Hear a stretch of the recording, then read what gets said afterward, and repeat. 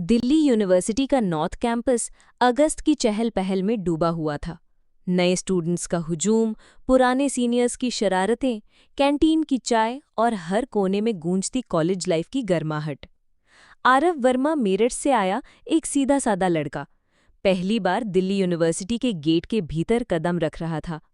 कंधे पर बैग, आंखों में बड़े बड़े सपने और दिल में हल्का सा डर। एक अनजान शहर, अनजान लोग और एक नई दुनिया। यही है वो जगह जहां जिंदगी शुरू होगी, उसने खुद से कहा और कैंपस के अंदर चला गया।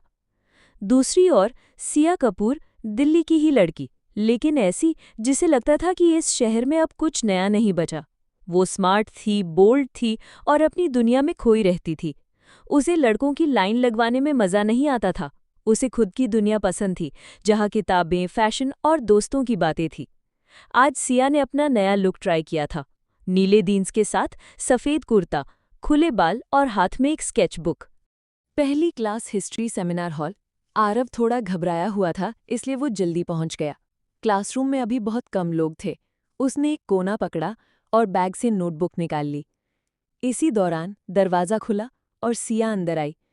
तेज चाल, तेज नज़रें। उसने एक नज़र में क्लास को स्कैन किया और फिर वहीं बगल वाली सीट पर बैठ गई जहां आरव बैठा था। आरव को थोड़ा अजीब लगा। एक्सक्यूज़ मी, उसने धीरे से कहा। क्या ये सीट रिजर्व थी? सिया ने उसकी तरफ देखा, हल्की हंसी के साथ बोली, अगर होती तो लिखा होता ना। आरव थोड़े झेप गए। नहीं, मेरा मतलब वो नहीं था। छोड़िए। क्लास शुरू हुई। प्रोफेसर ने इंट्रोडक्शन मांगा। हर कोई अपना नाम और कहाँ से आए हो ये बताओ। बारी बारी सबने बताया। आरव की बारी आई। हाय, मैं आरव हूँ, मेरठ से, history honours first year. Siya ने एक हल्की मुस्कान दी। उसे कुछ अलग सा लगा था इस लड़के में। नजरें फिर उसकी ओर चली गई। सिया कपूर, दिल्ली से। बस यहीं से पहली पहचान बनी। ब्रेक टाइम में कैंटीन में पहली बार आया था। न कोई दोस्त, न कोई पहचान वाला। वो कोने में बैठा समोसे और चाय ले आया। इसी दौरान वही ग्रुप आ गया जहां सिया भी थी। सब हंसते मजाक करते हुए उसकी टेबल के पास से गुजरे। सिया की नज़र उस पर गई। अकेला बैठा लड़का, कुछ तो अलग था उसमें। वो चुपचाप उसके पास आई और बोली, तुमने किसी से दोस्ती नहीं की अभी तक? आरव ने मुस्कराकर कहा, कोशिश कर रहा हूं, पर शायद दिल्ली वाले लोग थोड़े बिजी रहते हैं। सिया हंसती, या शायद मेरठ वाले लोग थोड़े स्लो होते हैं। हो सकता है, आरव ने भी हंसते हुए जवाब दिया। यहीं से एक छोटी सी बातचीत शुरू हुई। एक दिल्ली की लड़की, एक मेरठ का लड़का। अलग सोच, अलग अंदाज, पर बातों में एक अजीब सी रफ्तार बनने लगी। हिस्ट्री प्रोफेसर ने क्लास के बीच में घोषणा की। इस टॉपिक पर ग्रुप प्रेजेंटेशन होगा, British India and the revolt of 1857। Her group में 2 स्टूडेंट्स होंगे। मैं नाम रैंडमली चुनूंगा। आरव को उम्मीद नहीं थी कि वो किसी लड़की के साथ होगा, लेकिन किस्मत को कुछ और मंजूर था।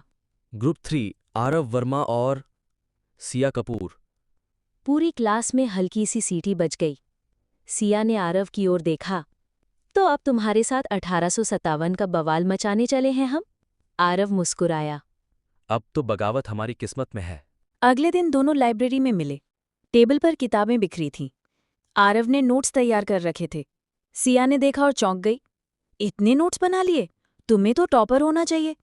नहीं, बस टाइम था और शायद मैं थोड़ा सीरियस हो गया इस प्रोजेक्ट को लेकर, आरव ने कहा। या मेरे साथ काम करने की एक्साइटमेंट ज़्यादा थी? सिया ने शरारती अंदाज में पूछा।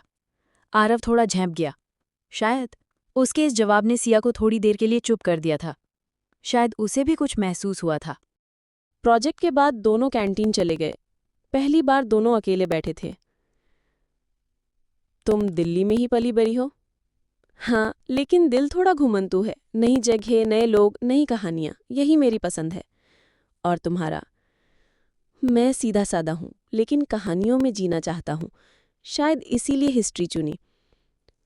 सिया को आरव की बातों में गहराई महसूस हुई। ऐसा लड़का वो पहली बार मिली थी, जो शोर नहीं करता पर चुपचाप दिल में उतर जाता है। कॉलेज में फ्रेशर्स पार्टी का ऐलान हुआ। सब एक्साइटेड थे।